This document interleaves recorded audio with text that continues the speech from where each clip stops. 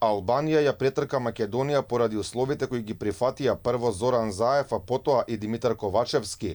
Потписот на така наречениот договор за добрососедство и прифаќањето на францускиот предлог и донесоа ново вето на Македонија на патот кон Европската унија.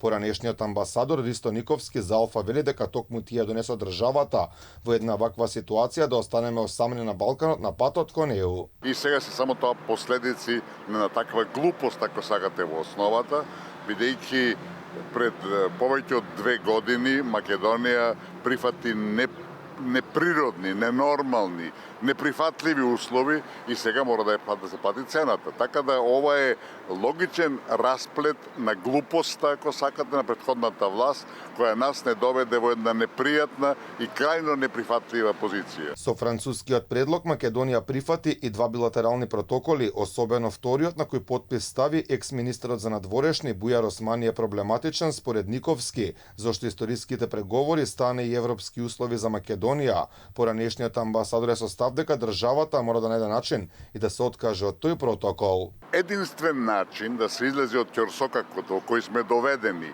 во голем дел, како што рековме, со наша вина, може да се направи само со откажување на вториот протокол со Бугарија. Тој протокол со Бугарија е неприфатлив, понижувачки за Македонија и наш единствен излез да кажеме дека се повлекуваме тој протокол. Додека Македонија поради францускиот предлог сега остана зад Албанија во преговорите со ЕУ, од Софија изразуваат задоволство. Поранешниот премиер на Бугарија Кирил Петков, кој беше еден од авторите на тој договор, вели дека Бугарија многу добила од тоа. Времето показа, че споразумението, което направихме по времето на нашето правителство, френското предложение, се оказа много добро за България.